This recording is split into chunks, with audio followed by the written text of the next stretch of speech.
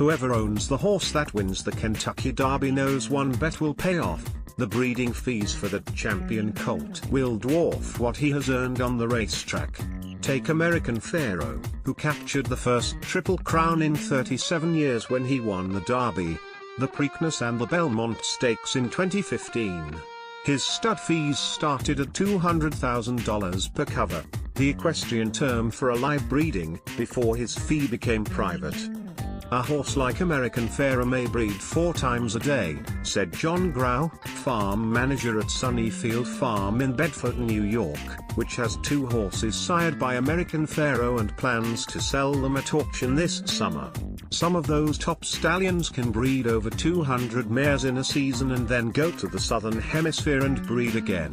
In other words, a horse like American Pharoah could earn his owners tens of millions of dollars in a few months, and he isn't even the highest paid stallion that only goes to tape it. A white stallion with a so-so race record but a prodigious breeding history. He commands $300,000 a cover. If horse racing is the sport of kings, thoroughbreds are the kings of horse breeding.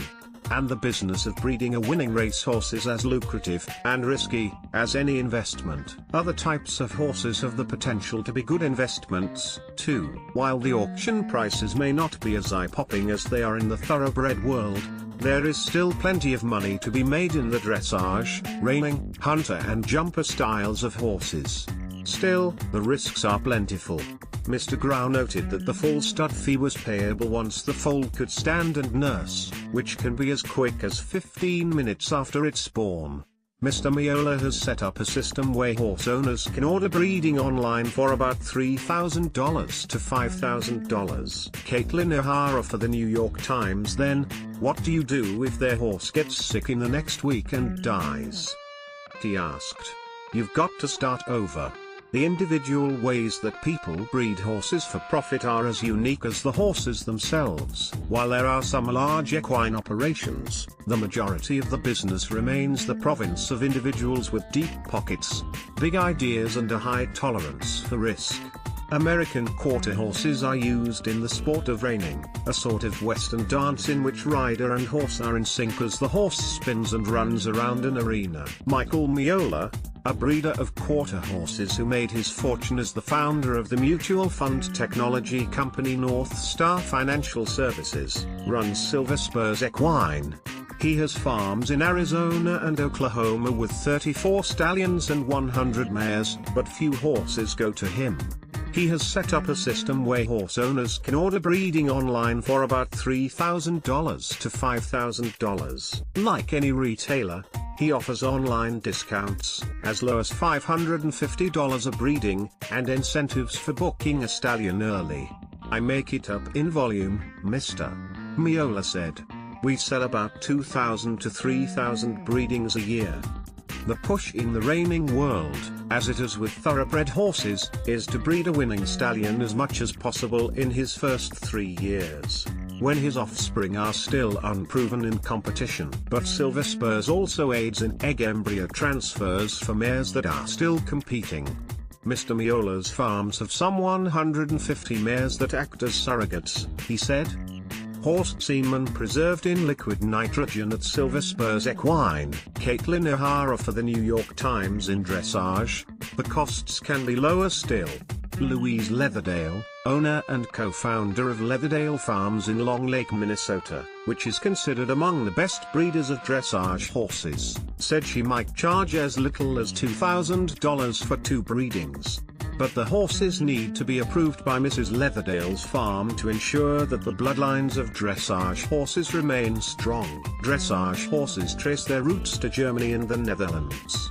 And raising dressage horses for sale takes several years, largely because championship qualities don't emerge until the horse is 5 or 6, Ms. Leatherdale said. Tom Grossman, who got into horse breeding 15 years ago as a tax deduction when he worked at Goldman Sachs and then in hedge funds, left the financial world in 2011 to concentrate full-time on breeding 2 types of horses at his blue-chip farm in Wallkill, New York. He said his standard bred horses, for harness racing, were like reliable stocks, while he sees his show-quality jumping horses as private equity investments that may pay off. Bighorn not at all. Grossman typically has $20,000 to $25,000 invested in each standard-bred horse, which includes a breeding fee of around $7,000 to $10,000, and looks to sell the horse for around $60,000 after the first year, he said. His highest sale price was $240,000 for a horse he had invested $50,000 in. One reason for the lower price for these racehorses, which pull a buggy and a jockey around the track, is that the winnings aren't as substantial. They're competing in races with prize pools at about $100,000 or less. The Kentucky Derby pool is expected to be around $2 million, with about two-thirds going to the winner. Silver Spurs Equine breeds quarter horses for the sport of reining, in which rider and horse act in sync as the horse spins and runs around an arena. Caitlin O'Hara for the New York Times. Mr. Grossman said he had branched out into jumpers because he had seen a chance to build a program for a type of horse that was typically bred only in Europe. It began with a mare named Sapphire who won 2 Olympic gold medals. The farm now has 52 show jumping horses, from a few days old to 7 years. But he said he couldn't properly value the show jumping horses until they were at least 5. Annual costs run about $40,000 when their training starts at age 3. I have the land and the staff, and I have patience, Mr. Grossman said. There aren't that many people willing to invest in a purely cash flow negative business for the first few years. It's like vintages of private equity funds. There are no realizations, just money out the door. The risks of investing in horses are legion. Foals are stillborn. Colts and fillies break legs. Horses that fetch top prices on great promise can't run, or struggle to compete, and the horse that makes it through a great competitive career can have complications. Stallions don't always perform, and mares can die giving birth. In 2002, Ms. Leatherdale bought a stallion named His Highness, considered among the finest in his day. The horse bred 536 times as a 2-year-old, but at age 6, he broke a leg and had to be euthanized. Still, the return for the horses that make it is enough to keep breeders chasing a great one.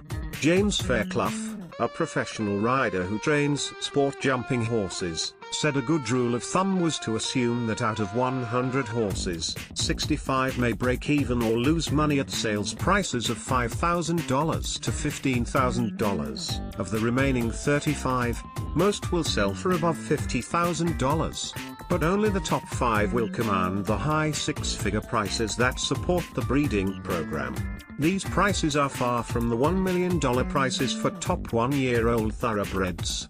But whatever the breed, the goal is to raise sound horses and turn a profit. When we had our inspections, the inspectors said you just need to keep them healthy for 3 more months and you're good, Mr.